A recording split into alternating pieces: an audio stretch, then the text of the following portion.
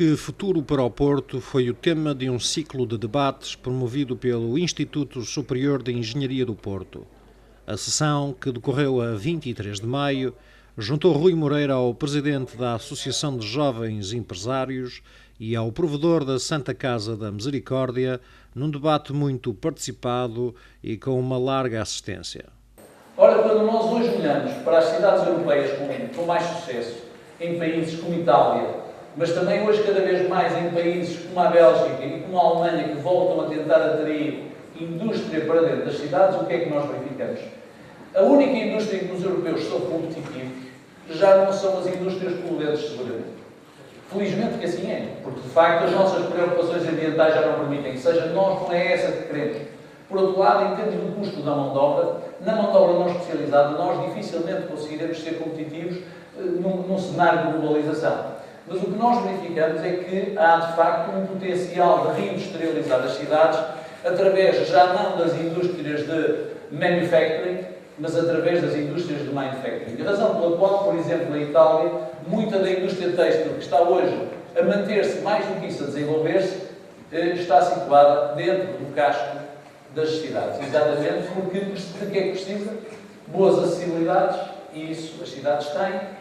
Boas universidades, centros de pesquisa, mão de obra, mais do que isso, ser um sítio atraente onde também a clientela está interessada em visitar, está interessada em ali ir e, principalmente, em que os investidores estão interessados em viver, porque hoje, ao contrário do que acontecia também há 7 anos ou 8 anos atrás, a distância, que não contava que era um fator irrelevante, hoje conta particularmente. E, portanto, o nosso objetivo é tentar encontrar, através do município, instrumentos para, em rede também com um conjunto de instituições, de atrair para o Porto investimento. Investimento direto, que pode ser nacional ou estrangeiro, e, ao mesmo tempo, potenciar aquilo que hoje já é uma realidade, mas que ainda não conseguiu concretizar inteiramente o seu desígnio, que é o empreendedorismo. Bom, em primeiro lugar, quanto à Espanhola, é óbvio que quando nós olhamos para esta zona, percebemos que esta área da cidade, que era uma área vazia em que foi possível construir cidade, porque aqui se podia ter construído uma cidade universitária, foi feita sem pés nem cabeça. Ou seja, tudo aquilo que aqui foi feito, em termos urbanísticos, foi muito mal feito. E aqui não havia desculpas de haver um centro histórico, aqui não havia desculpas de haver um vale em que era preciso pôr pontes ou túneis, não havia isso. De facto, este era um pulmão da cidade, se assim quiser, que foi apropriado pela cidade e que a cidade poderia ter feito outra coisa, poderia ter feito aqui um parque, e senão nós vamos localizar ali a cidade universitária. No entanto, a forma como foi feita foi uma amálgama sucessiva de instalações sem mínimo de princípio, com problemas que, desde logo, resultam das acessibilidades. Ou seja, estando esta parte da cidade, esta pseudo-cidade universitária, tendo metro hoje, tendo por um lado a circunvalação de um lado e a DCI do outro, portanto, tendo aparentemente todas as condições para ter problemas de acessibilidade, tem peça que funciona mal em termos de acessibilidade, em termos de mobilidade, e, portanto, há aqui um problema que vai ter que ser resolvido. Teria sido muito mais bem resolvido se tivesse sido programado, porque é para isso que se serve o planeamento urbanístico. Quanto à segurança, eu falei da segurança do princípio, de facto, a Esprela é objetivamente um dos exemplos daquilo que foi mal feito em termos urbanísticos e, por ser mal feito em termos urbanísticos, propicia mais um sentimento de insegurança, que neste caso, se calhar, no vosso caso, é mais do que um sentimento, é a realidade. Nós vamos defender ativamente a reinstalação na cidade de CATD. Custe a quem custar. Nós vamos defender que as nossas cidades, o espaço público das nossas cidades deve ser vigiado por câmaras. Não me venham, por favor, com os argumentos da Comissão de Defesa dos Dados disto e daquilo. Pondo em comparação e reconhecendo que há um problema sempre quando os nossos dados, quando a nossa privacidade é violada por alguma câmara, nós hoje sabemos muito bem que estamos sob a observação dessas câmaras quando vamos ao supermercado, quando vamos à tabacaria, quando vamos ao restaurante, quando vamos ao multibanco. Já hoje, se formos ao multibanco, nós não sabemos que estamos a ser filmados. Porquê é que o espaço público não há de ser vigiado da mesma maneira? Lamento, se há alguém que não gosta disso e acha que isso é um instrumento policial, eu não acho. Eu acho que isso é utilizar as novas tecnologias para proteger os cidadãos. O caso da maratona de Boston é muito claro. Se não tivesse havido ali CATV, ainda hoje não se sabia quem tinham sido as pessoas que tinham posto as bombas. E o que é facto é que discutir. E, para mim, com muita preocupação que tenho, naturalmente, por direitos, liberdades e garantias, porque vivi num tempo em que elas não existiam, eu acho que a instalação de câmaras, desde que sejam devidamente, desde que o assunto seja devidamente tratado, seja devidamente homologado, perfeitamente reservado, é um instrumento fundamental e pode ajudar a resolver. A sessão terminou com os testemunhos de António Tavares e Francisco Maria Balsemão.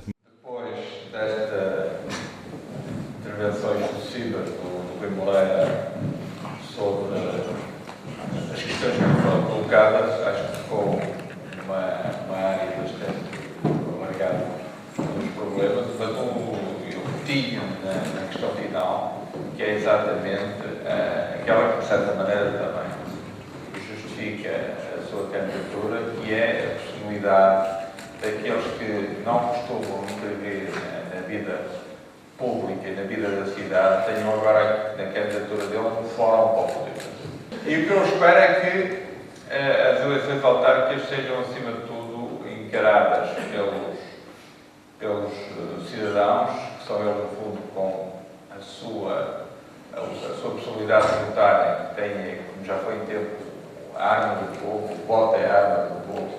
Acho que será importante para que as pessoas também não fiquem sempre a queixar-se daquilo que não se faz, porque a política não é uma coisa deles, é uma coisa nossa e é uma arte que, do meu ponto de vista, é nova quando está no domínio dos princípios e dos valores. Portanto, parece-me a mim que essa é uma grande responsabilidade que a candidatura, do ponto de vista cívico, que a candidatura do Dr. Rui Moreira tem, que é dar, no fundo, uma voz a quem não tem voz, a quem não tem competência, capacidade para poder intervir, não tem os jornais a seu favor. Agora, penso que é importante, e é esse o desafio que eu deixava aqui, que haja um registro de interesses dos candidatos à Câmara do Porto durante a campanha eleitoral para saber se aquilo que nós estamos a discutir são ideias para a cidade ou são ideias para algumas pessoas virem a fazer na cidade. Eu, se calhar, enfim, sem retirar os méritos eventuais que os candidatos possam ter, o que percebi destas explicações, destas respostas, é que, de facto, este candidato, independentemente de ser independente ou não, passa a redundância, é um portuense de género, um portuense bem preparado, e certamente alguém que exatamente não está sujeito, ganhando a Câmara, não está sujeito à lógica partidária, embora aí depois tenha que haver alguns equilíbrios a nível da Assembleia Municipal, de pelouros, etc. Nós sabemos. Isso é a lógica, digamos, do funcionamento. Mas a conclusão que eu tiro é que, de facto, saberá escolher o que é melhor para o Porto, mas sem ser demasiado, como eu próprio disse no início, sem ser demasiado bairrista, ou seja, vendo um bocadinho também como é que essa posição do Porto pode ou não encaixar na posição quer da região norte, quer do resto do país. E, finalmente, termino como comecei, instando os presentes a votarem nestas eleições e nas outras também, obviamente, legislativas e presidenciais, porque os nossos níveis de abstenção, apesar dos quadrantes eleitorais estarem povoados de pessoas que já não existem, mas os nossos níveis de abstenção são, de facto, exagerados e a participação cívica, no mínimo, básico, que seja através do voto. Obrigado. Muito obrigado.